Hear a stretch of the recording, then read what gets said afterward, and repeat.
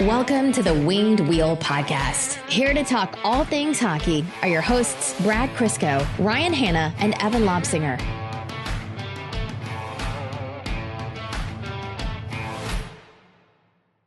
Some big occasions today. First official day of the Red Wings offseason this year, or after, this season that just wrapped up, I should say. So we are officially in hockey offseason mode, not podcast offseason mode. There's actually, if you're a Red Wings fan, the offseason is arguably more busy than the regular season. It's Steve Yzerman's birthday. Happy birthday, Stevie. I love any occasion to do with Steve Yzerman because whether it's, his birthday, him being GM of the Red Wings again, like anything like that, people always just post the St. Louis overtime goal clip. And it's just so, it's the funniest thing seeing it pop up everywhere. And it's one of my favorite hockey highlights ever. Also, happy Mother's Day. I hope everyone hugged their mom, called their mom. For those of you who don't have your mothers with you anymore, I hope today wasn't too difficult. And for those of you who weren't so fortunate growing up to have a mother figure around, I hope you just had a good Sunday. I'm making that serious note because I know Brad is going to be a jerk and make a joke and it's going to make me look bad. Or no, he agreed not to. He's going to take it out on the Patreon later. I love that's a very real statement. Yeah, that's how we support, or that's how we give back to the paying supporters of the Winged Wheel podcast. Brad is going to make severely uncomfortable jokes towards them, and I think that's growth because in the past you would have made me look like an asshole. So this is fair. It's fun. I'm the one with all the issues on this subject, but Ryan has to make sure I'm not the asshole in this situation. So I like to take that as a big achievement. And there's me coming up as the jerk again. So how did everyone celebrate? I don't know, spend their first day of the Red Wings offseason? I worked stress-free. It was nice. And I went furniture shopping and called my mom. That was about all I did today. You're very broke now, Evan? Yes, more so than I was previously. There's a small chance that you might inherit my Jalous Arena seats temporarily because they were supposed to go in the studio. Yeah, no, you can put them right in the middle of your living room. We have no room. As we have now begun packing, we've realized how much shit we have accumulated in our house. And unfortunately, it needs to move. So, no more stuff. We are stuff free at this point. Just wait till you have a baby. Remember what happened at Brad's house? Yes, it was like Toys R Us threw a grenade in the living room. Lots to talk about in this episode of the Winged Wheel podcast. We actually just wrapped up an interview with Tony Ferrari of Dobber Prospects in the Dobber Draftcast, and you're going to hear that in a little while. We are going to discuss the Red Wings' final game, what's happening with their draft lottery odds, and a couple of Red Wings points leading up to the season review episodes that are going to come later this week. Some stuff around the NHL. Namely they rhyme with Connor McDavid and how good he is, before we get into overtime. We'll just see where it takes us. Something I do want to talk about first, you guys will know that we've been running the fundraiser in support of the Jamie Daniels Foundation over the past little while. Our goal was to raise $1,000. We thought if we put up $1,000 to match and we get $1,000 from you guys, the Red Wings fandom, we'll be thrilled. The total by the end of it, by what I could count through Twitter and everywhere else where the donations came in, was just shy of $4,400. So you guys are absolutely incredible. Thank you so much for that. I want to give a very special shout out to Everett, who is at Born to Dan Hart on Twitter. Everett helps us out on the show with a few things here and there, and he was happy to chip in to bring the match total up to $1,000. I also want to thank Prashanth Iyer, who came up over the weekend with an additional $500 match donations, which drew in another round of donations as well. So thank you to Prashanth. Nathan Rocker donated $500. Katie David, you guys, or Josh, Wyatt, those are all people I have recorded as, $100 plus donations. We received in total, I think, just shy of 80 donations that I counted. So, guys, this is an incredible thing that you did. The Jamie Daniels Foundation appreciates it so much. Ken Daniels and Lisa Daniels Goldman, I'm sure, appreciate it so much. And just again, to cap it off, the Jamie Daniels Foundation, it's a children's foundation initiative. It was established in memory of Jamie Daniels, and founded by Jamie's father, Ken Daniels, and his mother, Lisa Daniels Goldman. They want to end the stigma of substance use disorder and provide support to those who are struggling with the disease or who are in recovery. And, you guys made a big difference in that realm. So, we're over the moon. As Evan would have put it on Twitter, you ceased to amaze me.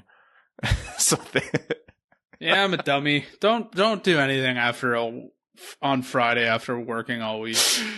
Brain's just so mush. Thank you, Evan, for the levity and keeping our feet on the ground. But no, seriously, guys, you're all incredible. We appreciate you so much, and thank you for supporting the Jamie Daniels Foundation. Both of you would have deleted that 100%. I would have 1,000%. That's just. I didn't even notice. And I didn't even notice when you corrected me. I was like, I don't know what you're talking about. See, this is how I know you don't go on Twitter enough. I don't delete tweets. I just correct myself in a subtweet and call myself an idiot. If I did that every time I made a typo, I would have double the amount of tweets out there as I do right now.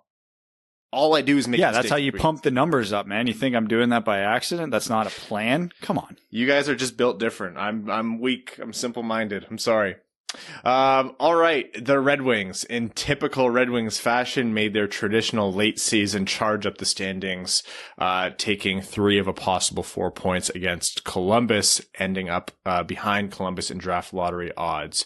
I will say I had a fun weekend watching this team, though. That makes one of us. Well, there were moments.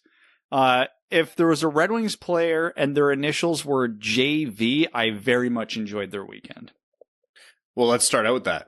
Joe Veleno, power play goal from the left wing. Gorgeous shot. Like Snipe could not have placed it better. That's all I wanted to see before the end of the season. That's what I saw. I will die a happy man.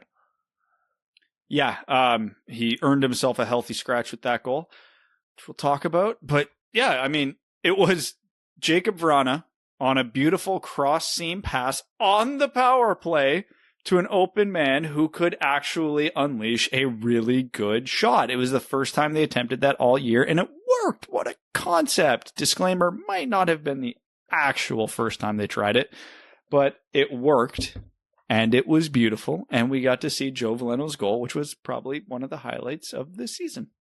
Must see JV in every way, JV to JV. The JV jokes are abound in Detroit again, which is nice to see, because that would be the first time that's happened since Verlander left.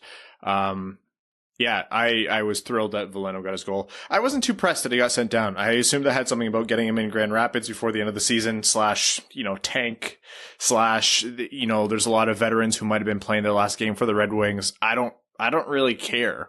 I didn't think it was that big of a deal. It's not a huge deal, but it was still the wrong move because, one, they went with 11 forwards. Like, there was not that. They could have pulled the defenseman out. That wasn't a huge deal. They could have pulled Lindstrom out. They could have pulled Stahl, Biega. Who cares? They could have got Veleno in there. And the only reason I say that is unless there were some travel implications, because Veleno and Giovanni Smith did get assigned to Grand Rapids, like, literally 15 minutes ago. It sends a bad message because Veleno played a very strong 5 games. He scored a power play goal. He had a strong game Friday night, and his reward for it was not playing the season finale. And if it was to get, like, if they dressed 12 forwards and you couldn't really justify scratching a Glennie, a Helm, a Filppula, which I wouldn't either in what could be their last game as a Red Wing, then yeah, sure, you can explain that to him. But if I'm Veleno sitting there going, well, I've been playing well, you're only dressing 11 forwards, like, what? Again, there could be travel or Grand Rapids implications, and if that's true, then everything I'm saying is a moot point. But if it's not, I want to say it just in case. But yeah, it's just, I don't love the message that it sends, just be like, hey, great job, kid. Now piss off. Honestly, like, I get what you're saying. If this is mid-season where, there's a lot of games ahead of them, I would agree with you, Brad. But I think in the world of things this could be at the end of a season as things wrap up, it's kind of, it has very last day of school vibes, right?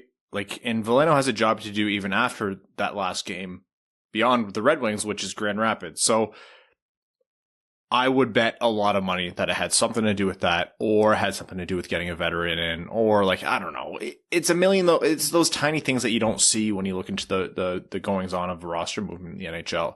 I do wish that, there was a little more communication that was standardized by the NHL for roster moves, but that's a bigger conversation regarding, betting and which goalie is starting, and you can't announce it last second, but I digress. Anyways, so the Red Wings took that game, and what was it? Veleno scored, DeKeyser scored off that weird goal. Vrana scored yet another goal where he took the puck, and the way he's able to fire the puck when his body isn't framed in the right way to do so and put that puck in. And we were talking about this before the podcast. Like, we'll talk about it now. And Brad's going to do a better job explaining it because Brad's a forward. But most people, if they were to try what he did, at best would fall on their face. Like, throwing your weight behind that puck and firing it like he did is not an easy thing to do. Jacob Vrana is just a blast to watch.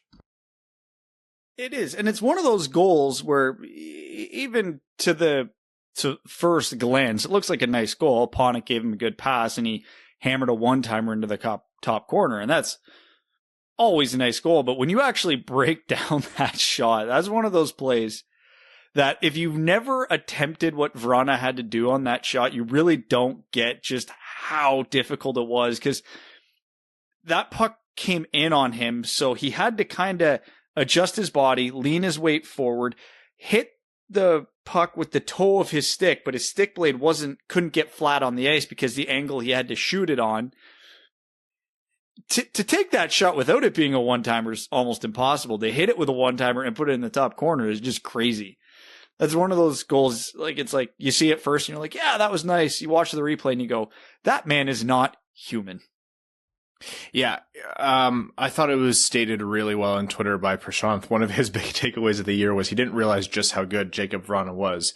And the resounding message we heard from Caps fans and from people who paid attention to the Capitals when Detroit got Vrana was, Yzerman got a good haul for Mantha, all things considered, Vrana as is, but there really was a strong sentiment among those who were in the know that there was more to unlock with Vrana, which you don't often find with someone his age. He's not old, but generally by his age, the kind of player he is. But he was playing behind a very talented cup-winning Washington Capitals team and didn't really jive with the coach. And given more opportunity, a lot of people felt that he could do more. Detroit hasn't seen a massive sample size from him, but they've seen enough to know that this guy's the real deal in terms of scoring goals. He's the real deal in terms of raw talent and making plays happen out of nowhere. And what does he have? 19 goals on the year? That's nearly a 30-goal pace over a full season, according to Brad's, pre-episode math. Like, that is, to get rid of Mantha and get that plus, like, you can be mad about everything else this season. If this was the first year you watch the Red Wings and you're so disappointed about everything else, you can be thrilled by the fact that Detroit gets Jacob Vrana on this team. I think that he opens up a world of opportunity in the rebuild in terms of either keeping him as a player or, more unpopularly, possibly flipping him for another premium asset down the road. I'm just over the moon. And from the moment he came onto the team until the end of the season, I thought he was just fantastic. He scored 8 goals in 11 games as a Red Wing, from what I can tell here. And my favorite stat about that is if you took out the 11 goals he scored with the Capitals and just used his 8, he is tied for 4th on this team in goals in 11 games. Wow, I hate that stat. Again, we're going to be doing our season review episodes over the next couple episodes in the next week or so. So more to come on that. But yeah, horrible way to summarize the season. Thank you, Brad, for that. Yep. Next game was just the Red Wings being the Red Wings. Verona had a funky tip-in goal. Danny DeKeyser scored on a slap shot. That wasn't an audio glitch. You heard it right. Danny DeKeyser scored in 2 consecutive games. And this one was intentional off a slap shot. Every time Columbus took the lead, Detroit would tie it. Sam Gagner tied it in the third. Roslovic put Columbus up, and then Philpolis scored to tie it with under 4 minutes left. And when Columbus got that point, that's when it secured them lower than the Red Wings in the standings and thus higher in the draft lottery odds. And we know the rest of the story there. So I don't know. Quintessential Red Wings end of season game. I've said it all year. I don't care. I can't possibly bring myself to be mad about this. We've talked about how this draft isn't the strongest draft.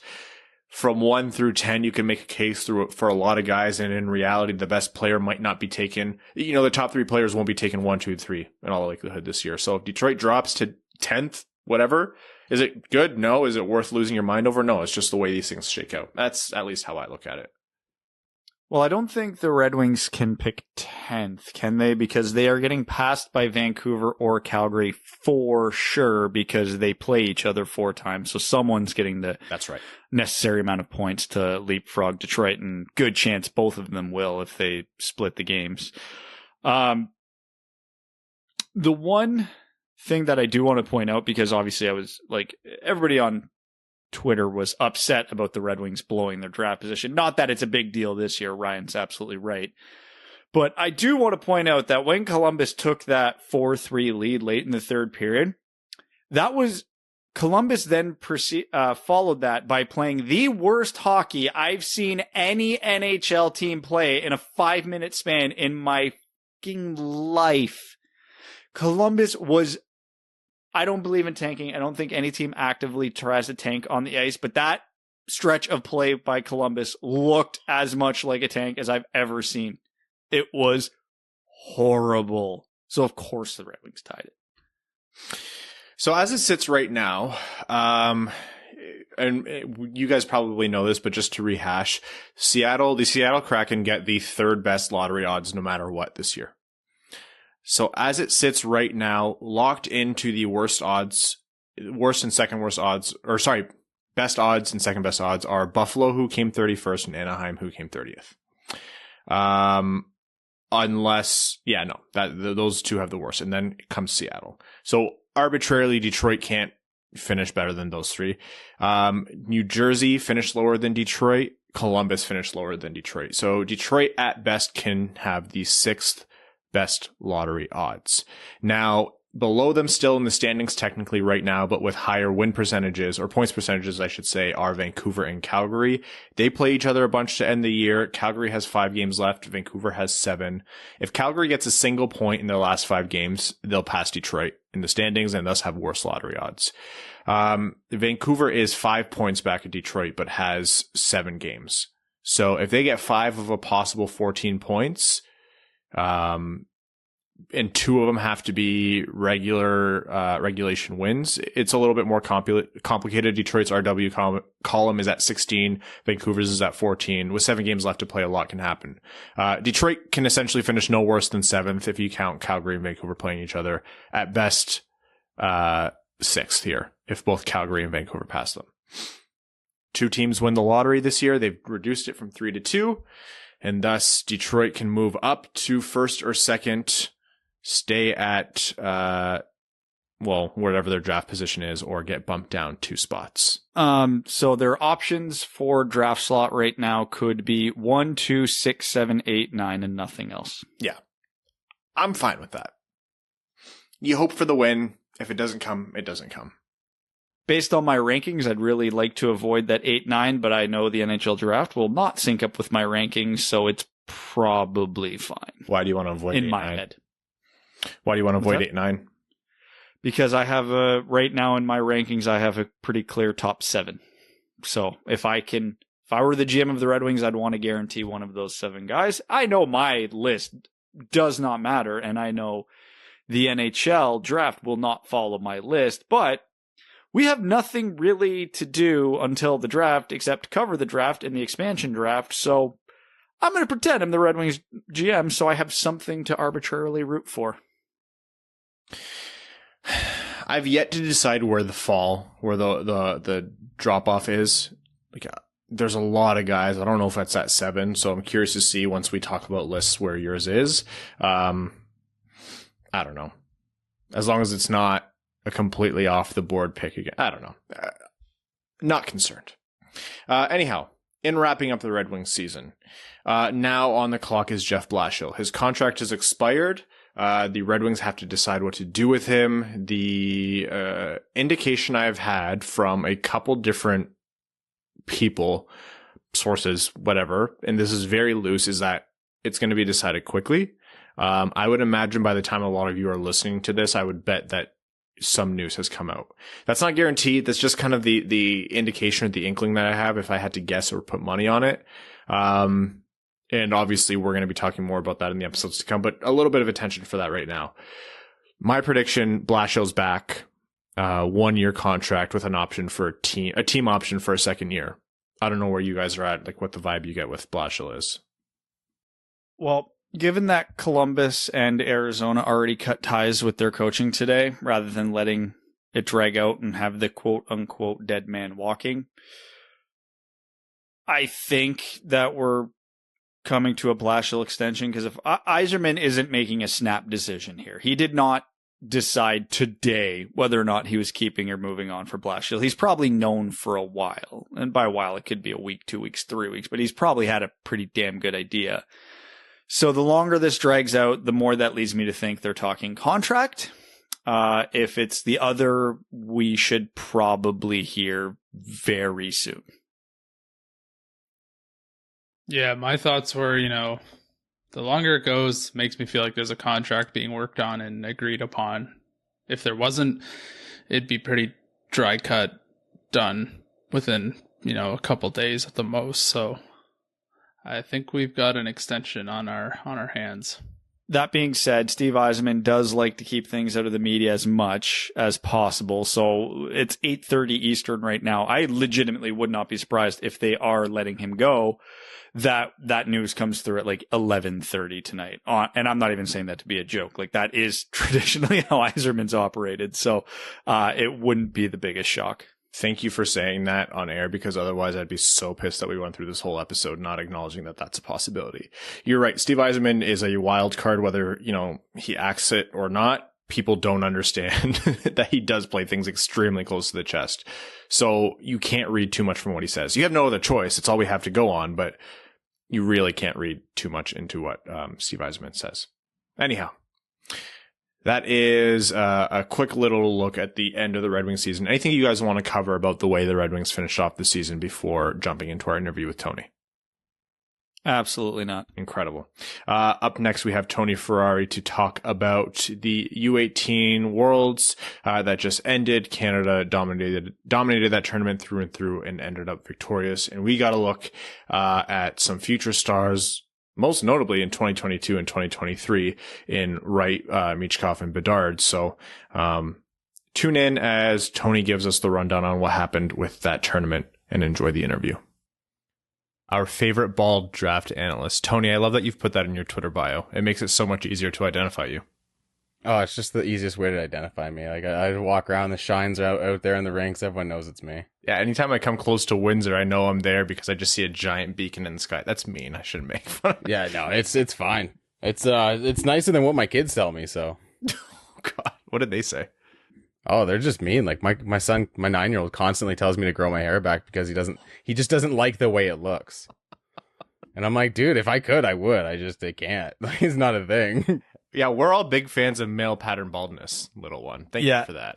Yeah, I mean, I loved it going bald at like 22 and having to shave it at 24. Like, it was my favorite thing, not being able to style my hair past 21. Next time your son says anything about it, just explain to him how genetics works. Oh, no, I have. I've told him. I'm like, you're going to go bald like your uncle did at 17. Like, have fun, buddy. Yeah. All this bad karma's going to get you. You have 5 years on him. And every time he makes fun of you, that's another month tacked off. Yeah. Oh, we're joined today by Tony Ferrari, managing editor and head of scouting at Dauber Prospects. No hair, but full of incredible draft and prospect scouting knowledge. This is the most disoriented I've been for an intro, just because that was hysterical. And co-host of the Dauber Draftcast. Tony, thanks for joining us and for putting up with our bullshit to start. Oh, no, this is better than any start to my podcast that's ever happened, so I'm happy with this. All right. The Red Wings season has wrapped up. The U18s have wrapped up, and that's a little bit more of what we're going to talk to you about today. Obviously, the theme within Red Wings fandom is looking towards the future, and this U18 tournament has been the best look, for better or for worse, that hockey fans have had in a long time at upcoming prospects. So, general overview of the tournament, covering it, taking a look at the players. What are the themes or topics that came to mind for you, Tony? Oh, man, my biggest thing with this one is the kids are great. Like, the young guys are just awesome. Michkov, Wright, and Bedard. Like, Wright missing 2 games and still finishing only 2 points behind Michkov for the tournament lead. Like, what would he have done if he had those 2 games, right? And I mean, I think it's an evidence to this draft class not being as elite as we've seen in the last few years. And we look at the next 2 drafts, and those 3 guys are all in it. So it's kind of a weird down year sandwiched in between 2 really good years on both sides of it. And I mean, it was an up and down tournament. Certainly a lot of weird scores and weird games where like Sweden was being really good against everyone except for Canada, where they looked like they were a country that's never played hockey before. So it was a fun tournament. Like, that's for sure. Yeah, I mean, it's a tournament where it's good perspective for the upcoming draft because there were a couple first overall potentials, Dylan Genther, Simon Edvinsson, and they didn't even compare to the young guys. They were in different leagues. But for this upcoming draft specifically, because we will talk about Bedard, Michkov, and Wright, but for this draft specifically, were there any standouts, guys that really elevated their draft stock in your mind through this tournament?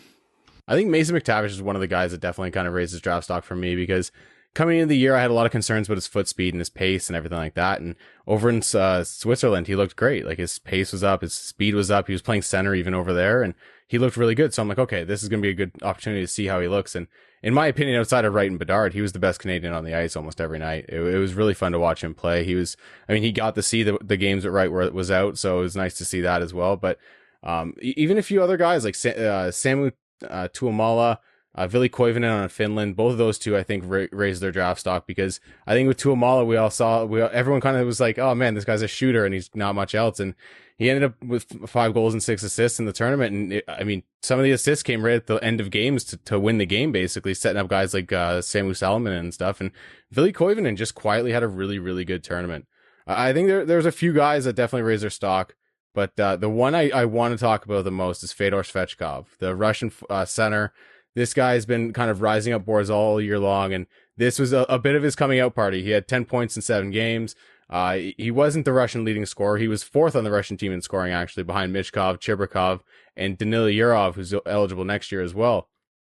But the impact Svechkov has on the game at both ends of the ice is just so ridiculous. Like, every one of his points was started from the defensive end. He made a really good defensive read, or he intercepted a puck, or he just won a battle, moved up the ice, and somehow got in on the scoring. Like, he's just such a fun player at both ends of the ice. He's almost like a poor man's Anton Lundell from last year. And I think there's more offense to be there. And I think this tournament kind of showed that when he's not playing in the KHL or the VHL, he is able to kind of take over a shift and dominate a bit. All right, that's enough optimism. Who was the guy that disappointed you the most? I think it's the guy you mentioned, Dylan Genther. Like, he had a decent tournament. I don't think he had a bad tournament by any means.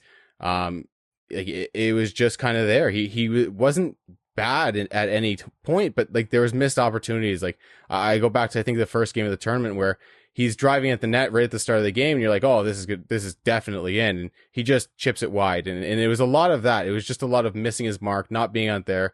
And I think this kind of exposed some of his issues too, that I've been kind of not necessarily harping on, but when people kind of say he's the 2nd overall pick or a 1st overall challenger, I look at him and I go, okay, but like, there's pace issues with his game, and there's not necessarily processing issues, but he doesn't do everything at a high speed like some of these other high end prospects. Like I mentioned Mason McTavish earlier, who's not the most fleet of foot, but he processes the game at such a high speed. He doesn't need to be that fleet of foot. Whereas Dylan Guenther has that ability to kind of get that extra gear in his skating, but it just seemed off all tournament long. And I mean, it's hard to crap on a guy when he was like 2 points a game at the WHL level prior to this. But yeah, he was the one guy that I think I looked at and I'm like, man, I wish he kind of had a better tournament. So one guy I want to talk about, who I already mentioned briefly, because to me, he's such a fascinating prospect, and that's Simon Edvinsson. Because by most accounts, he had a fairly solid tournament, if unspectacular, quiet but effective.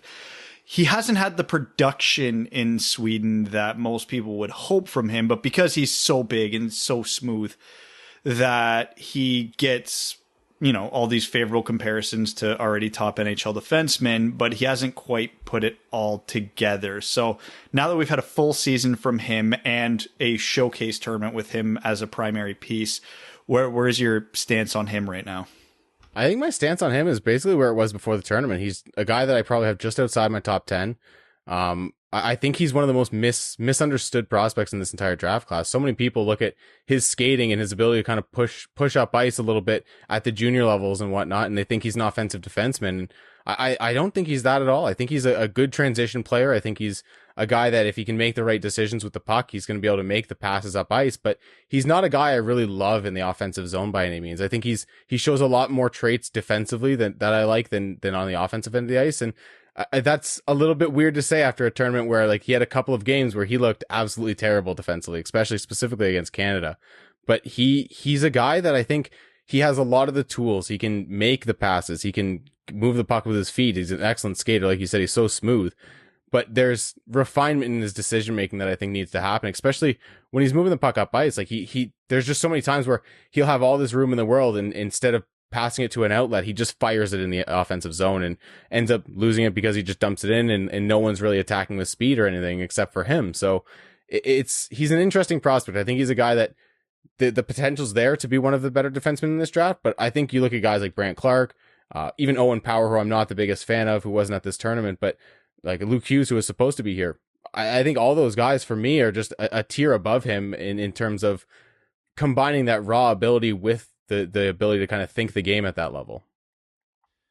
Actually, I'm glad you brought up the one name there, because I did want to touch on him, and that's Brant Clark. Because he might be, to me, the single most fascinating prospect in this draft. He might be the smartest hockey player in the draft, highest hockey IQ, good hands, can read the play. We all know his strengths, but his skating is just so awkward, and his fundamentals in his skating are so bad, to put it lightly. But do you think what is Brant Clark's ultimate ceiling here? Can his skating be fixed? Can he just adapt to be fast enough at the NHL, even with his wonky stride? Where do we see him going from here?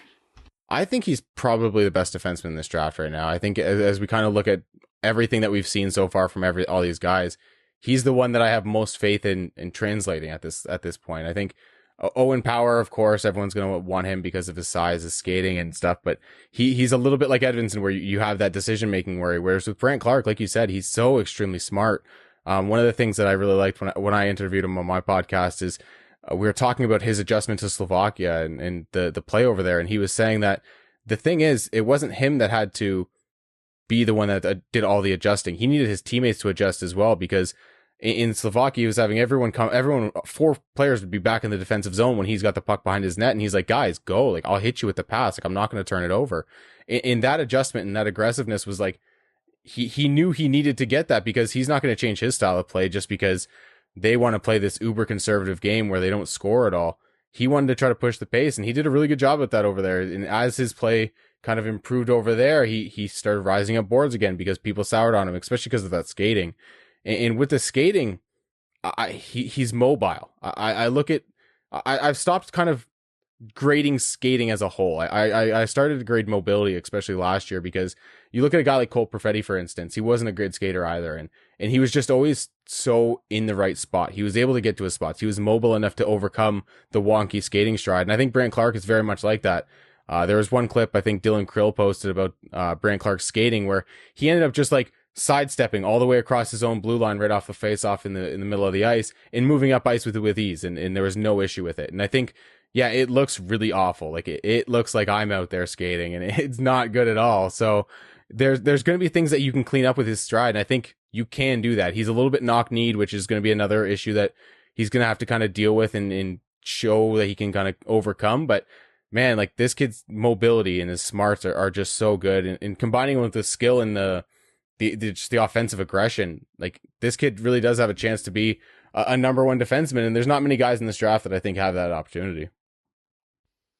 All right, so I'm going to give you one more chance in this draft to gush before Ryan will talk about the futures here. But given that the Red Wings have this habit of shooting up the standings at the worst point in the season, we're now looking at mainly prospects between the 6 to 12 range for the Red Wings in their likely pick, because God knows we're not getting any lottery help. One player I see consistently in that range, outside of your rankings, of course, is Fabian Lysell. So please, enlighten Red Wings fans, make the pitch for Fabian Lysell. Do you like good players who are very fun? Then you like Fabian Lysell. Like this kid is just, he's an energy ball. Like you just start him up and he goes, and he's so energetic in all three zones. He's so good at just being so deceptive with the puck on his stick. Like the pace this kid plays at it's like he's playing his first shift of the game every shift he plays. It's incredible that he's able to kind of keep that pace up. And the skill level is incredibly high. Like I look at his situation in Lucas Raymond's situation last year, and you guys are pretty intimately familiar with that, where he didn't get much playing time, and that suffered his point totals. And Fabian Lysell, same thing. He got traded mid-season from Frölunda's organization to Luleå, and he started playing the SHL when he got to Luleå. And in the first few games, it was fine. Like he was getting 12, 13, 14 minutes, and that's great. Like that's right around that Alexander Holtz range from last year. And then as the playoffs started to get closer and things started to get more important, the coaches kind of peeled him back, and he started getting 4 or 5 minutes a game. And that wasn't super beneficial for him. But when you watch him on an individual basis and you really key on him, he's doing so many things right. And one of the things that he suffered from was playing on that fourth line in Luleå, was because I have so many clips on my computer where he's doing the right thing. He drives through the lane, or he gets into space where he's perfectly open, and the guy just rings it around the boards or something. And it's like, I hate blaming teammates because it's just, it feels like an excuse. But like I said this last year with Lucas Raymond too, I'm like, next year we're looking back on this draft and it's going to be perfectly justifiable that Lucas Raymond went 4th overall. I still had him, I had him ranked 3rd last year, and Fabian Lysell is going to be really high on my board again. He'll probably be in the top 3 or 4 no matter what. And I had him at number 1 on my midseason rankings, and I mean, you catch me on the right day and he's going to be at number 1 again. Like it's just one of those things where with so much wide open at the top of this draft, the incredible skill, pace, and I think Fabian Lysell is the best skater in this draft class, especially from the forward group. He's just so off his edges, just agility. He's able to shift his weight like no one else in this draft of any position. And it's just really impressive to see him cut in and out of traffic with defenders that are 25, 30 years old, and he's just able to get by them. And yeah, there's a bit of a finishing issue because he's 18, 17 in the SHL, but man, the process is there. And it's one of those things where with the Wings in the position they're in now, that they're continuously winning games and moving up the standings, it's going to be one of those things where if the Wings are sitting there at 8 or something, and Fabian Lysell is the guy, and guys like Eklund and Beniers and Wallstedt are gone, then I think Fabian Lysell might be the best option, because he's one of the only forwards in this draft class that I look at and I go, there's top line upside there, because not many guys in this class have that. So I'm going to move us away from the 2021 draft a little bit here. Red Wings fans are exhausted and tired of being in the rebuild. And so, of course, we're going to be talking about the next draft and then the draft after that, because, we're masochists. Shane Wright, Michkov, Bedard, how head and shoulders above the draft prospects in 2021 are these guys? Like, what are you looking at here? I'm not going to ask you to make draft comparables because I hate doing those, but how aggressive would you tank for the first overall pick in 22 or 23, I guess is a better way of framing it. If I was told I can draft any of these three guys now, and I still have to wait till their 18-year-old season to get into the NHL, I would still draft them 1, 2, and 3. Like they're just even if I had to wait 2 years for Bedard and Michkov. I mean, Michkov's going to be a longer wait because he signed in Russia for long term. I think until 2025. So he's going to end up being the second overall pick that year, I bet. But he's got the talent to be better than Bedard. Like he was better than Bedard at this tournament. Yes, he's a little older as well, but I think those two are going to be really, really special talents. And Shane Wright is just a guy that impresses me every time I watch him. Like you expected him to be a little rusty because he didn't play anything this season up until this tournament. Like he has played no competitive games since last year with Kingston, and coming into this tournament, 2 games short of Bedard's games played total because he was out with an injury for 2 games. Still matched his point total. Had 9 goals in the tournament. Like this kid's just ridiculously talented. Like I don't know who I'd take out of the 3 of them because they're all so just ridiculously skilled. But man, like whoever gets that first pick next year and the first 2 picks in 23, like they're going to be getting a player that's going to change their franchise. And I mean, wouldn't you just love to see it in Detroit? They've suffered long enough after this this next year of getting an 8th overall pick yet again. Unless they banish the draft lottery, don't worry. That we don't have to worry about that. But because following up with these guys, with Shane Wright, we'll talk about him because he's the next one that's draft eligible, and by all accounts, the Red Wings are still going to be terrible next year. He's a fascinating study because he is so effective and so good, but you can't really look at just one skill of his and go, yeah, that's it. He's elite because of this. Like with McDavid, we know his skating's otherworldly, Ovechkin, his shot, so on and so forth. But Shane Wright doesn't have that one trait. So what is it that makes him maybe the best prospect we've seen since Connor McDavid? I think he's just the smartest player on the ice every time he's out there. Like it's just one of those things where with Shane Wright, like I did a piece on him after his rookie season in the OHL where I compared his season to John Tavares' record-breaking season for an exceptional status player. And I mean, I guess Bedard's kind of broken that now based on points percentage and stuff like that. But like John Tavares had an incredible 15-year-old season in the OHL with the Generals. And I think when you look at back and you go, okay, like Shane Wright had as good a season as Connor McDavid as a 15-year-old. He had almost as good a season as John Tavares. And I think he has a lot of those Tavares qualities where you look at Tavares and like with Tavares, he's not a great skater. Still, even to this day, he's not a great skater. Shane Wright doesn't have that. He is a very good skater. He's maybe the best 15-year-old of any player that I've seen on the defensive end of the ice. Like this kid's just so mature at both ends. And there's a reason he was captain of this team as a 16-year-old. Well, I guess he's 17 now, but like as a draft -1 player, he's just so like, I keep coming back to the word mature, but his intellect and his ability to just break things down on the ice and diagnose the play and then just win the battle when he needs to. And then he has all the requisite skill to be a superstar player. He's got the ridiculous shot. He's got the ability to feather a pass through traffic. Like the things he sees on the ice are things that scouts don't see on the ice. And that's a really special thing to have. Sorry, Tony. Regarding the U18 tournament in general, obviously it's been a weird year we've seen some players and prospects play more than others sometimes, or some players, like you mentioned with Wright, this was the first time we really saw them on the ice in a meaningful way in a long time. And some guys didn't even get to come to the tournament. As someone who scouts, how much of a factor do you think confirmation bias is going to have in this upcoming draft? Are guys going to be taken higher up the board, not just because of exposure bias, but also because scouts feel more comfortable or secure in them versus, watching tape that might be a little bit older or they weren't able to attend? Is that going to be a big factor? I think it's going to be. I think when you look at everything that's gone on this year, and for the most part, everyone's played at least a few games. And that's the really nice thing. It's the OHL guys that are suffering. Guys like Wyatt Johnson and Brett Harrison. And I mean, some of these guys did go over to Europe and play. So like, Brent Clark, Brett Harrison, Carson Lambos went over to Europe earlier this year. So even though he didn't play the WHL season, we still got to see him play. So those guys I think are going to be fine. I think it's the guys like Ben Goudreau, Canada's goalie. Like we have 5 games on him this year, 4 games on him, whatever he played at this tournament. And that's all we have. And yeah, we have some of the tape from last year. And even I've gone back and watched some of that. And like he had some big performances. So how highly do you rank him compared to a guy like Sebastian Cossa, who tore up a pretty crappy division in the WHL this year.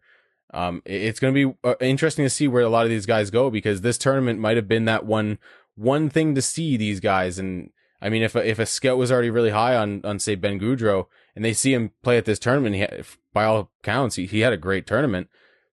Do you draft him in the second round? Is he a guy that you consider that high? Because he does have the pedigree. He had, I think in his last 6 starts last year, he had 4 50+ save performances. Like, it was ridiculous. I watched him lose a game 4-3 last year to Windsor when he had 58 saves. Like, that's just stupid. Like, this kid is really good, but we've seen 4 games from him this year. So how much can you trust that? And I think it is going to play a factor.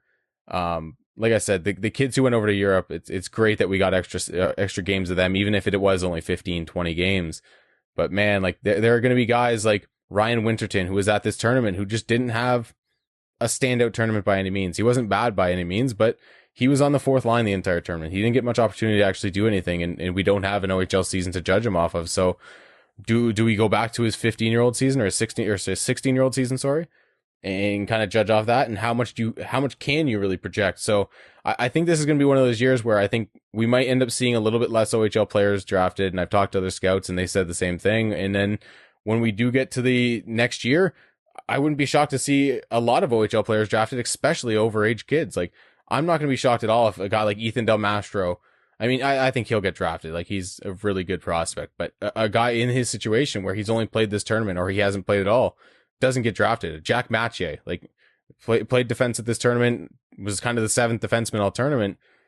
Does he get drafted this year? Does some team decide, hey, I'm going to take a flyer in the 6th, 7th round? If not, then maybe he gets drafted in the 2nd round next year after a good overage season, and he just gets drafted as an overager. Like, that's going to be a big thing, I think, for next year's draft. And this year, I think you got to focus on the players that did play, and unless it's a guy that you really have faith in, like, for me, it would be Wyatt Johnson or Ben Gaudreau, then I'd probably avoid the OHL this year just because of not having seen a lot of those guys play. Tony, I want to ask you about a player that if I don't ask you or we don't ask you, our Swedish Mafia would end the podcast. So I want to ask you about Jesper Wallstedt. Is he this year's Askarov, Spencer Knight? Like, what's your take on him? I love Wallstedt more than I've loved any goalie I've ever watched in my entire life. Like, I have him in the top tier with Matthew Beniers, William Eklund, and Fabian Lysell. And I don't think it's particularly close after that. Like, for me, those 4 guys, have broken off into their own tier, their own at the top of my board. And Jesper Wallstedt's been the one guy outside of Matthew Beniers that's been there all year. The way this guy plays, he's just so technically sound. Like, there's an element with goaltenders where I think you don't have to be a goalie guy to watch a guy like Jesper Wallstedt and go, oh crap, he's really good. Like, there was an air of calmness when you watched Henrik Lundqvist play in New York, and Jesper Wallstedt brings that same exact thing. I don't think he plays in the back in his net as much as Henrik Lundqvist, but he does play that style. He's a very conservative, just controlled goalie who plays a pro game, and we've never seen a goalie play a full season in the SHL like he did this year. It's just not a thing that's happened, and the numbers he put up were really, really impressive.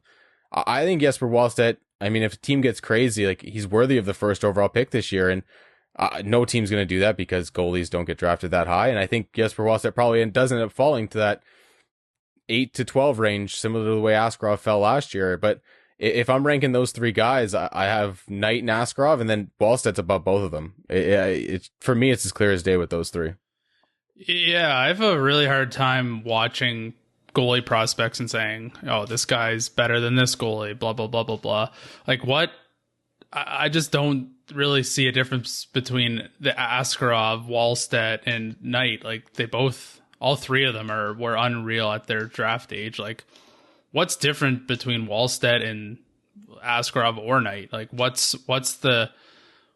makes them sort of the can't miss goalie prospect and draft them, or Wallstedt, in the 5-1 range compared to Askarov and Knight?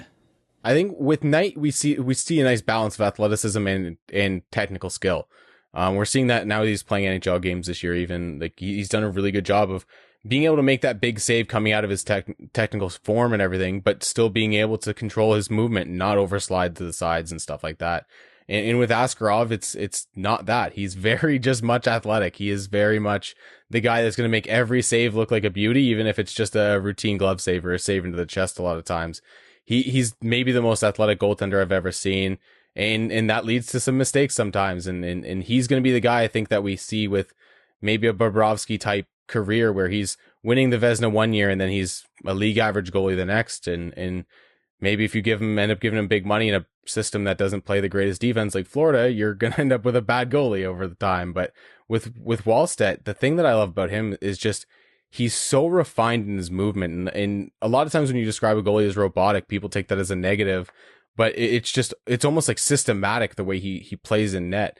The way he comes off his post, the way he integrates with his post, like the way he's moving laterally, he's challenging shooters. It's at a level that you don't see until they're in the NHL, and they're really good goalies in the NHL. And he's doing it already he was doing it last year as a 16-year-old. Like the stuff he's doing at the SHL level this year, it's impressive because like Fabian Lysell got sent over to Luleå and he played with Jesper Wallstedt. So I watched that team a lot, and I'm gonna be honest with you, their defense is pretty reminiscent of Detroit's defense this year. It's not great. So Jesper Wallstedt was standing on his head a lot of nights, and you look at his save percentage, you look at his goals against average, you look at some of the numbers that Instat has where it's goals save above average and everything, and this guy's just ridiculously above average in every level, like in every area. The one area that he does seem to struggle with and he does have a little bit of an issue with is second chance opportunities, but I mean, every goalie has an issue with that. Like that's not a thing that any goalie is necessarily strong at. So I think if you got a guy like Wallstedt and you put him in a system where you have developing defenders like Moritz Seider and Philip Hronik and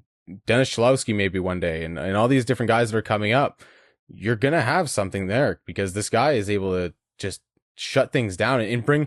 The thing I love about him is he just brings an air of calm to the team. Like anytime the puck goes back in your own zone, you know you don't have to worry. And you look at goalies around the league this year, and Frederik Andersen or anybody in any of these North Division teams, really, you're worried every time the puck goes back there because who knows who's going to stop make the save. And with Jesper Wallstedt, I think you do get that Henrik Lundqvist effect where you just go, man, like you're trusting your goalie to make the save, so your defenseman can make that jump. You can get that fourth player up in the rush and stuff, and you don't have to worry as much. And just the way he's able to stay calm in net, stay controlled in net, and he never really seems to be out of position. It's pretty incredible to watch. Tony, this draft, obviously we've referenced this a lot. There's no Shane Wright, there's no Michkov, there's no Bedard, there's no head and shoulders above the rest. You can make a case for a lot of guys. I think we've done this exercise before where I've made you Steve Yzerman, but you're Steve Yzerman and you have anywhere from the first or second pick. Do you draft based on who you think the best player available is, or is this a close enough draft within the top 10 or so where you pick a mix between best player available in the positions that you really need? For example, center or goalie.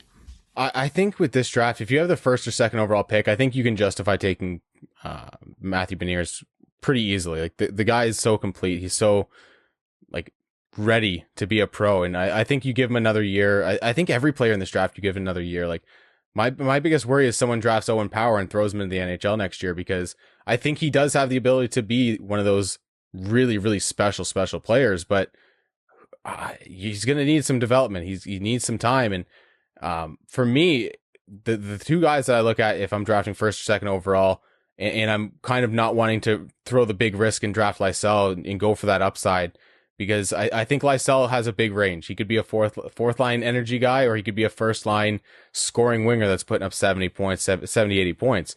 But the two guys for me are Matthew Beniers and William Eklund. And I mean, Eklund can play center. I know there's a few people who think he's going to play center.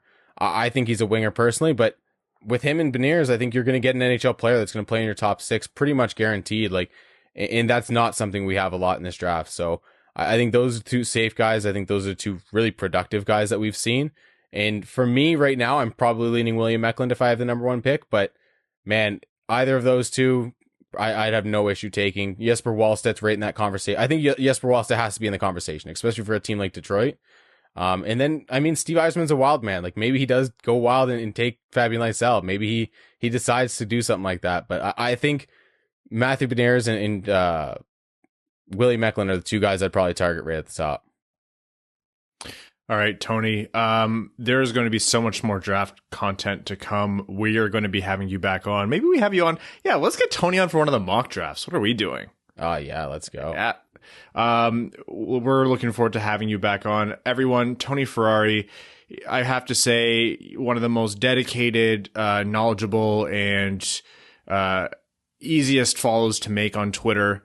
Your coverage of the U18s and prospects everywhere has been phenomenal. Having you on the show is a treat. So if you guys don't follow Tony, please do. He's on to bigger and better things. We always tell Tony, don't forget us when you make it big. And as long as you're not working for an NHL team, we're going to keep having you on the show. So thank you for joining us, Tony. And until next time. Yeah, no problem, guys. I enjoy coming on. And I mean, I put my Wing Wheel podcast shirt on and nothing else. I'm completely naked aside from that. So I'm sad that the camera didn't work, but I mean, it's probably best for the viewer anyways. There would have been some copyright infringement. I think Evan has that look tacked down, so you guys can duke it out for that. All right, take care, man. All right, have a good one, bud. Welcome back. That was our interview with Tony Ferrari. Tony, thank you so much for joining the show. I really mean it when I say it's been a treat to watch Tony, move through the ranks of prospect scouting, and he's such a great resource and a friend to have for the show, honestly. So props to him for sticking through it. I have a lot of sympathy for people who've been doing the scouting thing over this past year. Like, how hard must that have been? Like, for us, it's like, yeah, it's been a lot harder, but then we just focus more on Red Wings content that's happening now. And they don't really have that option. So good on him for doing Red some Wings content work. is the draft, Ryan. Yeah, that's a really good point. It has been made a touch more difficult. Hey, speaking of Red Wings content, I got a box of jerseys that Rowan actually has helped me procure over the past couple of years. It finally came my way. So I now have a Centennial Classic jersey. I now have another Wrigley Field Winter. Is it Wrigley Field? No, the Toronto Winter Classic jersey at the Big House. Not Toronto's jersey, but the game against Toronto. And I have another just Red Wings away jersey from way back to put up there. You guys haven't seen the jerseys up on the wall in the studio because, the virus. But someday soon. Yeah, the world ending kind of threw a wrench in that. I'm pretty sure I own one of the jerseys on that wall, actually. Yeah, you do. Now that I remember that. Yeah, I think the Zetterberg is yours. Thank you for your donation. Perfect. Was going to hang it in Hank's room, but yeah, never mind. What does he need it for? Stupid kids, they get everything. News around the NHL before jumping into overtime here. Connor McDavid. With 4 games left to go. Jesus Christ. Yeah, no, his name's actually Connor McDavid. It's a common mix-up. No, it's not. 4 games left to go in the season. He has 96 points. That is insane in and of itself. He needed 4 points in those 4 games total to hit 100 on the season. He got all of them in his 53rd game. It is, I think, the single greatest single greatest season in terms of raw numbers that we've seen in the modern era of the NHL, or at least one of them. One of the greatest performances of all time. You have to look back at the Gretzky Lemieux years before I think you find anything that matches this. He's almost at 2 points per game. If he doesn't get another point the rest of the season, it's still damn near 2 points per game, which is insane in the modern NHL. And I don't want to hear any of this crap. Oh, but he plays in the North Division. Yeah, so do 6 other teams and the rest of his team, and none of them are doing anything like this. Yeah, Austin Matthews has a ton of goals, but that's because Austin Matthews is a generational goal scorer. Stop trying to take away from what McDavid's doing, because I see those tweets and you're all wrong. It's insane. He's the fastest kid alive. He is the best hockey player we've seen since Gretzky retired, maybe, honestly. Him or Crosby, there isn't really anybody else in that discussion. Although based on that conversation with Tony, there's a few guys who might have something to say about that in a few years. But slow down, Brad. No, they're not getting there. They're not getting there. Nobody's McDavid. They're not that fast. But I can't wrap my head around it in today's NHL. I feel like Connor McDavid. Actually, hold on. I'm going to look up something really quickly because I just had it open here. Got to scroll down a bit. Yes. Connor McDavid has contributed on 27 less goals than the Detroit Red Wings. have total goals. And he still has 3 games left. Then the Detroit Red Wings have Connor total McDavid. goals. He has 27 Yeah. fewer that he's actually contributed to. Yeah, he has 100 points. The Detroit Red Wings over the full season scored 127 goals. That's nuts. That is batshit bonkers. What the hell crazy. You can make fun of the Red Wings for how bad they are all you want. The fact that one player is almost keeping up with an entire NHL team is staggering. In his last 10 games, he had no points once. He had 1 point no times. He had 2 points once. He had 3 points, 1, 2, 3, 4, 5, and he had 4 points 3 times.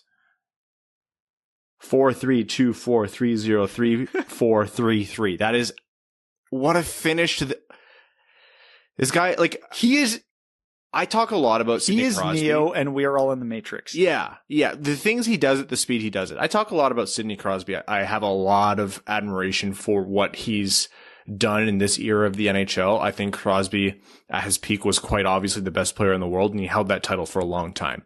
He's the best player of his generation. He's way higher in the all-time charts than people give him credit for. I don't know if McDavid at the end of his career will be considered better than Crosby.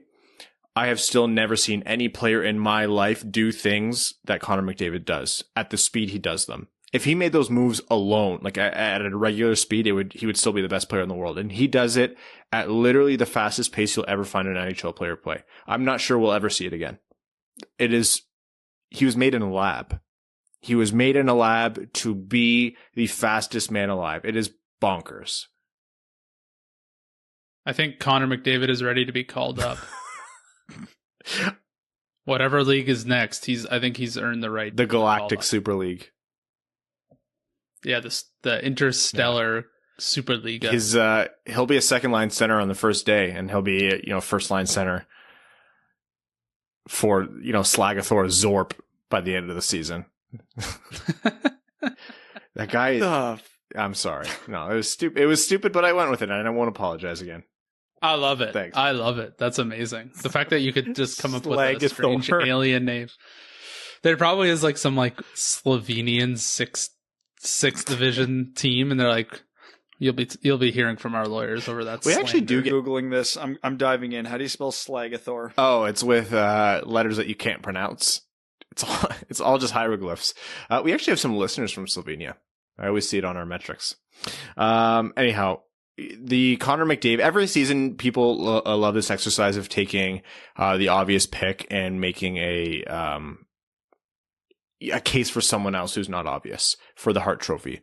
And a lot of the times it's fair game. The Hart Trophy is a contentious award because a lot of people think that it should go to the most valuable player, which isn't necessarily the best player, and a lot of people vice versa. The way the award is worded seems to favor most valuable to their team, but best player often people have a hard time not giving the Hart to best player. So people are going to take the absolute most obvious Hart Trophy pick in a long time in my mind and still make a case for other people. And it just what better way to show your ass?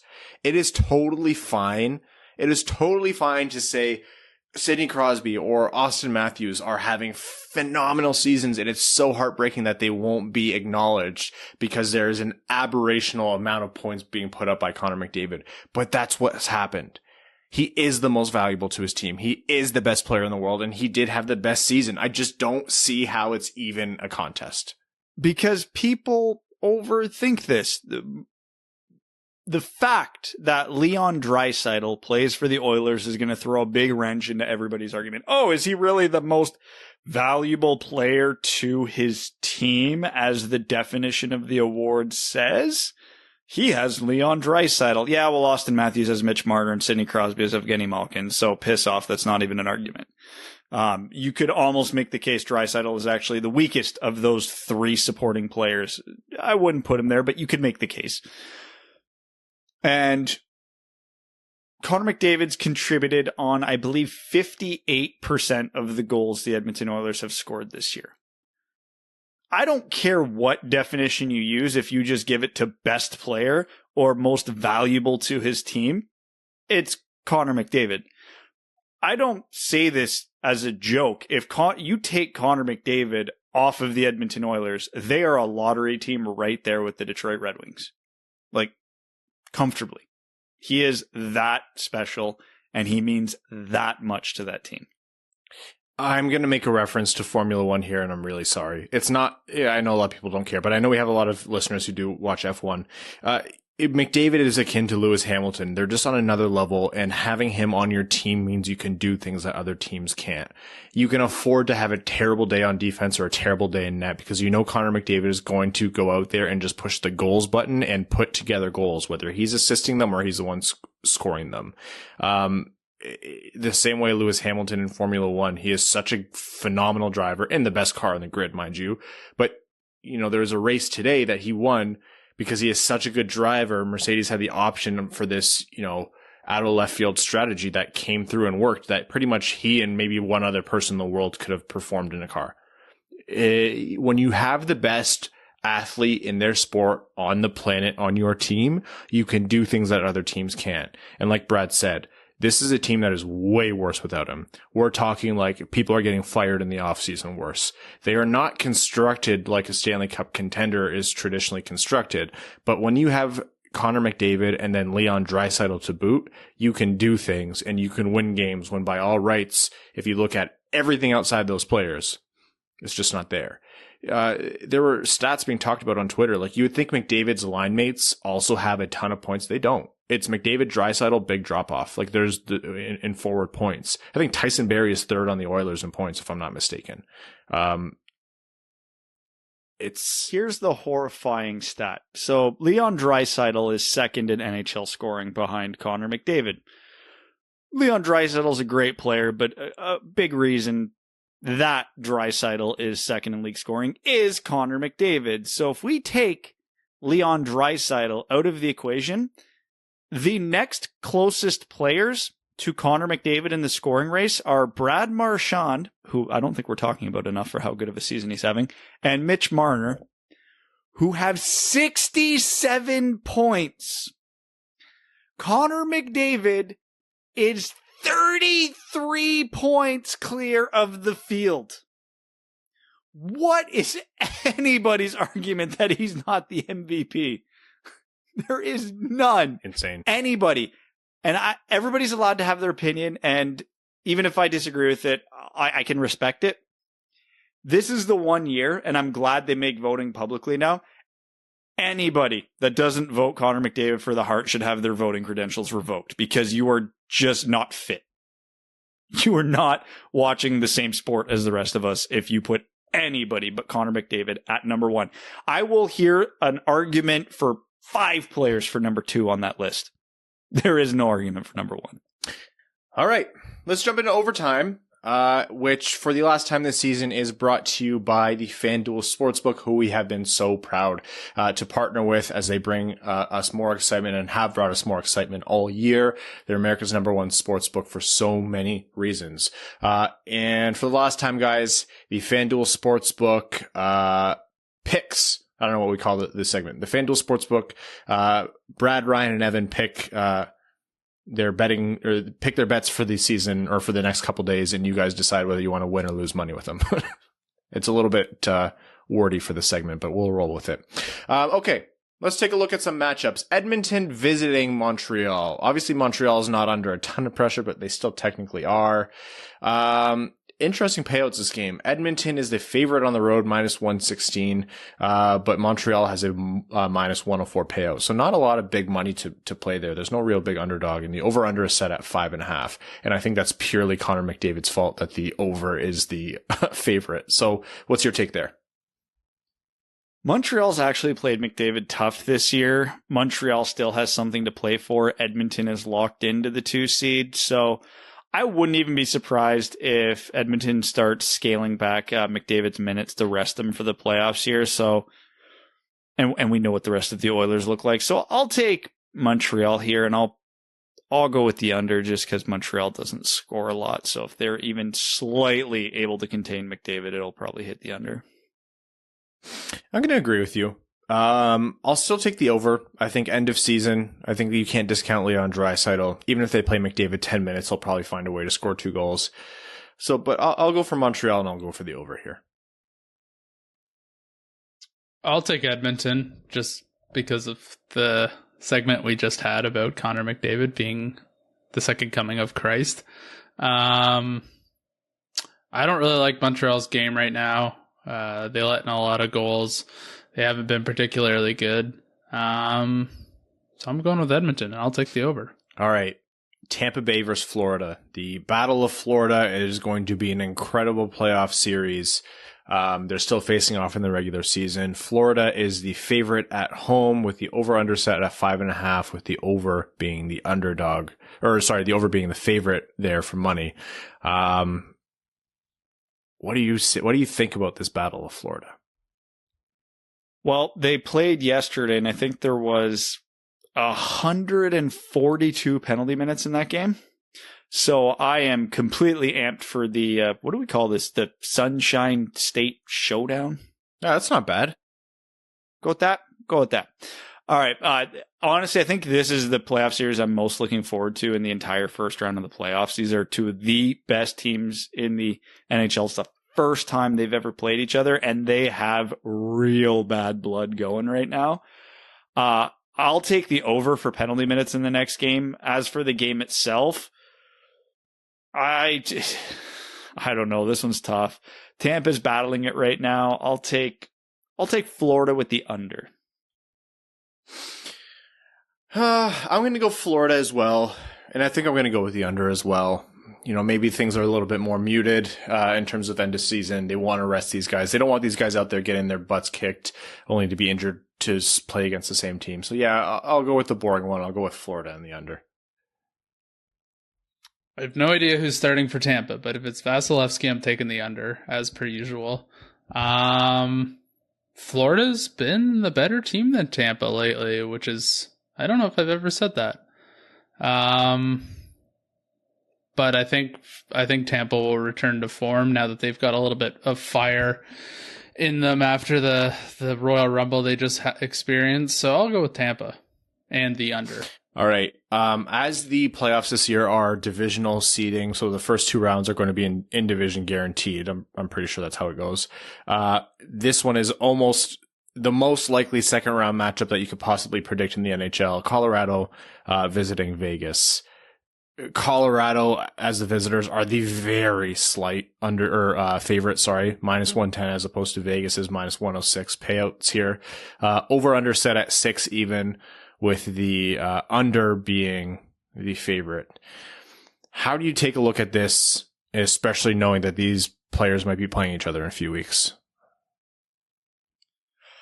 First of all, I will not tolerate this Minnesota Wild erasure, but anyways, I'll go with your narrative. I mean, to me, Colorado should be the favorite. They seem like an absolute buzzsaw this year, and the underlying analytics say Colorado is the buzzsaw we think they are. They haven't exactly been outplaying Vegas lately, but I think getting close to the playoffs, we're going to see them ramp it up. So I'll take Colorado, but I'm going to stay with the under on this one. I'm going to go with Vegas here. You know, both teams are on win streaks, but Vegas is 8-2 in their last 10. They're coming in at home. I'll go with Vegas in the under here. I think they'll lock the game down and they'll squeak out a tight win. McKinnon is injured right now with a lower body injury, so I'm taking Vegas all day on that one. Even though Colorado has an ultra deep team, when you're missing a guy like McDavid, if you're missing a guy like McDavid and McKinnon, the games get a little bit more difficult. So yeah, I like Vegas, and I think I'll take the under on this one too. All right, guys, the FanDuel Sportsbook. Be sure to download the app to get started with a risk-free bet of up to $1,000. Be sure to sign up with promo code WWP so they know the Winged Wheel podcast sent you. FanDuel Sportsbook, promo code WWP. You must be 21 and older and present in New Jersey, Pennsylvania, Illinois, West Virginia, Indiana, Colorado, Iowa, Tennessee, Virginia, or Michigan. First online real money wager only. Site credit is non-withdrawable and expires in 14 days. Restrictions apply. See sportsbook.fanduel.com for details. If you have a gambling problem, call call 1-800-522-4700 in Colorado, 1-800-BETS-OFF in Iowa, 1-800-9-WITH-IT in Indiana, 1-800-GAMBLER in New Jersey, Pennsylvania, Illinois, or Virginia, Tennessee Redline 1-800-889-9789, 1-800-GAMBLER.net in West Virginia, or call 1-800-270-7117 in Michigan. All right, let's wrap up with some overtime questions here. We're going to start with Cody Stark. Cody says, elephant in the room, what is Rick Zombo's Nose's WWP prize for winning the Fantasy Hockey League? Cody won one of the two. We are going to be addressing the Fantasy Hockey winners. Haven't actually had a time to look at what happened in our league, but congratulations to the winners. Katie, thank you for destroying me in the semifinals. You'll have a choice of a few different prizes. We're going to leave it open for you just to see which one you like the most, but it will be good. Rick Choate says, let's get spicy. Hypothetically, what would Yzerman have to do to warrant ever being fired as GM? I think if it's 5 years from now and Detroit is still in the basement, that's probably... Yeah. 0 playoff appearances for a full decade will do that. So I think 5 years is generous, but he's got more leash than your typical NHL GM would. And it also depends too, like, you know, if the last 2 seasons... all their top players get hurt or their goalies melt down, then there might be a bit of rope. But yeah, I'll say 5 years of nothing. Let me just pull up the next one here. Michael Barry says, I just wanted to thank you guys. You made this season bearable while watching boring hockey. With the Wings finishing strong and the likelihood of top prospects playing next year, would you be upset if the Wings bring in Jack Johnson or Cody Ceci to improve our odds at Shane Wright? Was wondering where you were going with that. Yeah, I'd have a major problem with that. I do not want Mo Seider learning from either of those two. Ruthless and Toothless says, perfect scenario for next year. Wings improve, exciting to watch, but lose a shit ton of games. Even though it wasn't a great year, it's what we fully expected. It's always sad when the season ends. It's nice to have a Wings game to watch when you have time. Settle in and grab a scotch or 3, scream why at the TV, and even if we know they're going to lose.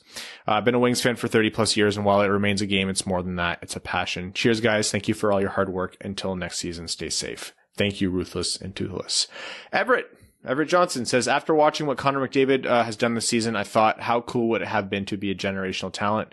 Then I remembered who it would have been to draft me in my draft year, the Islanders. Maybe anesthesia wasn't a bad choice after all. If you had been drafted first overall in your draft year, what team would you have played for? Oh, what was my draft year? Ew. I would be a Pittsburgh Penguin. How do you calculate your NHL draft year? Whatever you're a late birthday, so whatever year you turned, that would be turned 19, I believe. 19? Yeah, because I'm in 87, so I was Crosby's year, and I was not a late birthday. Oh no! Is it you'd go first? Oh, I'd go to. So you would be. I would be I'd be Tampa Bay Lightning. I'd be Columbus, Ohio. No. Oh, that. Wait, how would you be Columbus? Rick Nash in 02. Oh no, I'm being stupid. Yeah, you were like 9 years old, you dumbass. Oh my god. Oh, I need sleep. Okay. I'd go to Edmonton. I will do the 2012. Yeah, it was the Nail Ryan, Yakupov draft. Okay, so that might have been an upgrade for them, honestly. Yeah, did they need a defenseman who can't do shit? That would have been me. Apparently, I can't do math either. I'd pick my 9-year-old draft year. What a phenom I am in Columbus. Jesus. So Evan, his father still ties his skates, but he's got great upside. Fuck, I need sleep. Oh, shit. Tony says, if Yzerman doesn't sign enough free agents in the offseason to roster a complete team next year, and assuming we don't sign certain UFAs like Helm, Philip Stahl, etc., what current Griffins who haven't played in the NHL this year do we think we could see on the opening day roster? That haven't played in the NHL this year? Honestly, none. Like, real outside chance at Joe Hicketts? He's probably the best bet. God, yeah, I'm struggling. Maybe Dominic Turgeon, but I don't think that's happening. Yeah, my guess would be none, but. Wesley Livesay says, with another year in the books, I was wondering if you had any specific thoughts on Zadina's first full-time season. Got a ton of first-line minutes with all the injuries, but didn't have much to work with. He was a fair bit below half a point per game. Is that chalked up to inexperience, questionable offensive skill of some of the other forwards, or just where he should be? I'll say Zadina had a good year overall. I think he was one of Detroit's best players consistently. The production wasn't there. Some of that is luck. Some of that is a lack of talent around him. And some of that is he needs to refine a little bit of his finishing abilities, I'll say. I still stand by my statement that goal scorers often create their own luck. And that's a very generalized statement, but it's nothing to be concerned about in my mind. I thought we saw the steps we needed to from Zadina. This entire hockey team was schemed defensively this year. No one had outstanding offensive production except for Vrana, who already came in at the point where the Red Wings were we're in fuck it, we'll do a live mode, right? Like, I'm not too pressed about who didn't produce this year. So we saw the fundamental steps in Zadina's game. So yeah, I'm pretty pleased. Moritz Sider, Spider-Man 2 says Taro Hirose should absolutely play in the bottom six next year. He's one of the Griffins' best players and can find passing lanes better than half of Detroit's current roster. Also, he's a cheap cap hit and moderately good looking. Win, win, win. Agreed. Callan S says, would you take Torts for 5 years if Line A came in the package? Okay. If they got Line A for free, yeah. But if Detroit had to give up yeah. Do we have to keep Torts for 5 years, or we have to give him a 5-year contract? Because that's two different answers. Because if we can fire him and just eat the money, but we get a free Patrick Laine, of course I'm going to do that. If you try Torts for 2-3 years, if it doesn't work, it doesn't work. But yeah, I probably would either way, truthfully. Aaron Hudson says, thanks for the content, boys, and making this season entertaining. Been great to see the improvements in certain players like Rasmussen. Team's still bad, but the small improvements are great to see. Hopefully it continues next year, but as a team, as a whole, but the team as a whole loses a shit ton of games. Ghost of Podcast passes, predict the number of goals Larkin, Zadina, Raymond, and Sider will get over the course of their careers. Also predict the length of we are not doing that second part. Goals in their career. Zadina. 441. I was going to say 390. Larkin. 402. 375. This is impossible. Terrible. Raymond is going to hit 500. I don't know why. I just decided. 669. And Moritz Sider will finish with 200 goals even, which will be a phenomenal output. Evan Beckner says, is Connor McDavid good at hockey? I don't know. Jury's still out. Deathman6452 says, what was the biggest high and biggest low for you this season? Biggest low, the power play drought. Biggest high, Verana's 4 goals. Gonna agree with the Verana's 4 goals, and I'll say the biggest low was Bernier getting 50 saves and losing the game. That one sucked. Yeah, I think mine's the same as you, Ryan.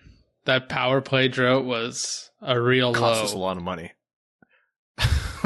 And then they got really hot for like a week and then went right back to being dog shit for the rest of the season. Yeah. Caminator says, any chance that Veleno was scratched due to games played for his ELC slide, or was that to make the Tank Bowl? No, the slide didn't apply to Veleno this year. Thanks for the great year of coverage and philanthropic giving you guys have made this year a bit more enjoyable. Thank you, Caminator. Third Man In says, I'm not sure why people aren't giving Blashill more credit. This team just played their first 4 games in the month of May since 2013. # progress. God. Ryan Lee says, I'm not sure why, but I just get the feeling that Yzerman is going to pull some shenanigans at this year's draft. I don't know if it'll be moving up, moving down, or going off the board, but I just feel like Yzerman has something up his sleeve that no one is expecting. I have nothing to base this on, so what do I know? Thanks for keeping the season enjoyable and keep up the good work. I look forward to the offseason coverage. Obeer Juan Kenobi says, another season is mercifully over. Can you explain the pros and cons of either offer shooting Pettersson or let him pass and taking hard the next 2 years? Yeah, that's probably a Patreon exclusive episode or something to dig in later in the offseason, right, Brad? It is absolutely a main topic of an episode. It's just, we have to wait to do it. Yeah, just keep in the back of your mind, understanding where the Red Wings are, there's a non-zero chance that you would be trading Shane Wright and Connor Bedard for Elias Pettersson.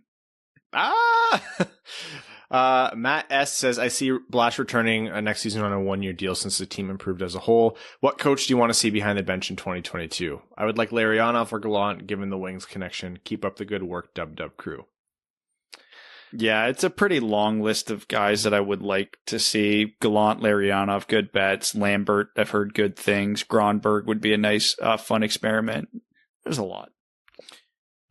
Sam W says, did you guys remember to call your mothers today? Have a great summer. Evan's favorite time of year. Thank you for the good times this season and in years past. Looking forward to some stellar offseason and draft content. No, I haven't yet. Thanks for reminding me. I'll dust off the old Ouija board and get right on it.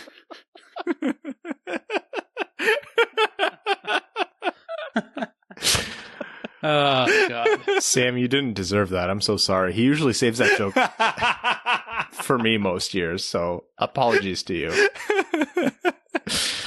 I regret nothing. Andrew Bohan says, hello, my lovely Dub boys. Give it to me straight, set my bar, better or worse next year. I'm prepared for either, but I'm curious where you're all at. They are adding one more at Cider next year. This team will be better. Probably. Yeah.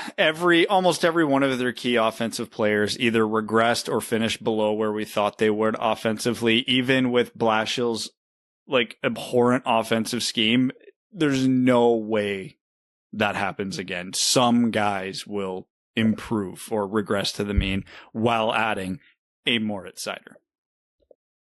Stevie Langerman says, hey, gents, Veleno, what a snipe. It felt weird to genuinely be rooting for a loss, but whatever. Now to continue with the whatever I say in Patreon comments comes true. First, Blash gets fired and Tocchet comes in. Ryan finally gets a spin-off, A Night with Ryan Hanna. Evan hits a new PR score this summer, and screw you, Brad, for doubting my 85 score last week. I shot an 89. Hey, piss off, Brad. He shot an 89. Boys, we can't... That's not an 85. Boys, we can't thank you enough for all the entertainment throughout yet another tough year. Looking forward to the off-season content. And for you guys to get a well-deserved break, except for you, Brad. As always, let's go Red Wings. Lars, the fuck did I do to all of you? Well, you are in full asshole mode today, so it might be that. Yeah, that's fair. Lars, the prophet of the Towering Behemoth, says, as teams announce parting ways with coaches, can we safely say, for us, no news is bad news? Blashill is signing for a minimum of 2 years and will be the guy to develop our draftees, and Bilesma will show them the ropes on the power play. Seasons 21 to 22 will be awesome if that happens. Irony mode off. I hate that you're right. I hate it so much. Jonathan McLeish says, that's a wrap. Thanks again for all your coverage and insight this season. Don't think you lads fully appreciate how important you are, especially helping us overseas fans keep in touch with things on the ground. Have a great summer. Jonathan, thank you so much for your support. That genuinely means a lot. The Darkest Timeline says, so now the NHL hockey season is over. What should we be watching for our hockey fix? The playoffs. Of course. Yeah, we now get to watch proper hockey for the rest of the year. Yeah, pick a good team and watch them and go, oh, that's how far off this team is. Don Mitchell says, what part of the offseason are you looking forward to the most and which one are you dreading? Expansion draft, protection list announcements, lottery. I always dread the lottery. I hate it so much. So even though I'm dreading the expansion draft, I'll say the lottery, and I'm obviously most looking forward to the draft. Thanks as always, Frick Babcock by Doge, eat carpet. Cheers, Don. Vaxxed wax and ready to chow velvet. Joseph, you are something else. And a happy Mother's Day to all the badass mothers out there. Barring a miracle, Blash will return. If Stevie wasn't happy with him, there would have been a distinct change in how the lineup was handled. Steve asked for patience, but we're going to sit through another season of suck. Then it's time for some happy mega fun fan service. Retire 91, sign Mike Madonna to a one-day tryout so that he can play one shift against either the Stars or the Wild in his 1500th game.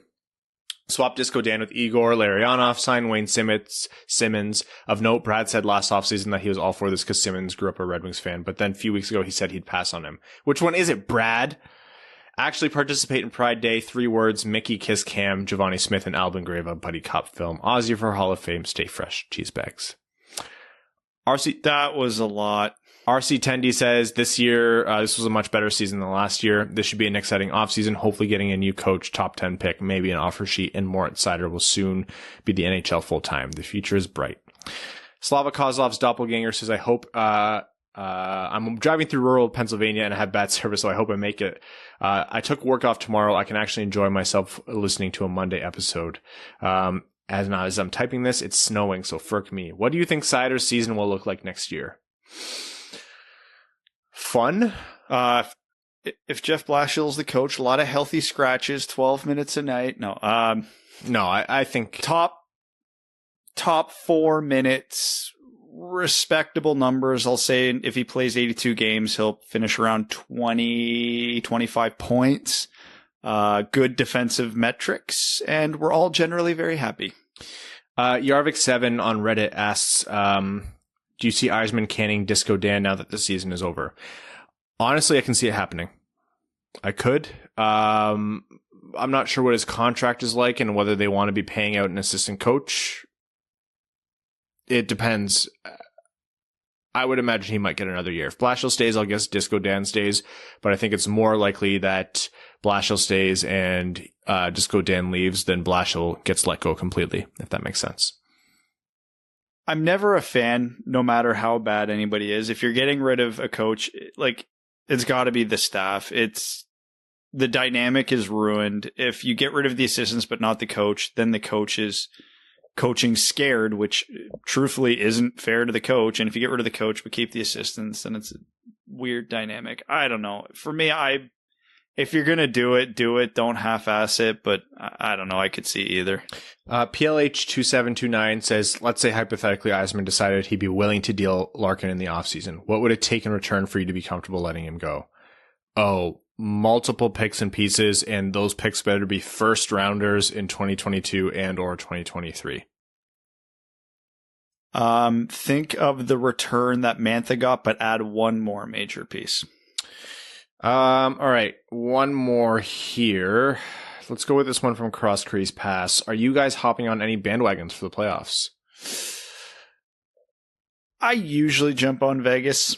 I'll probably stay there. And maybe Edmonton, just because McDavid needs a cup.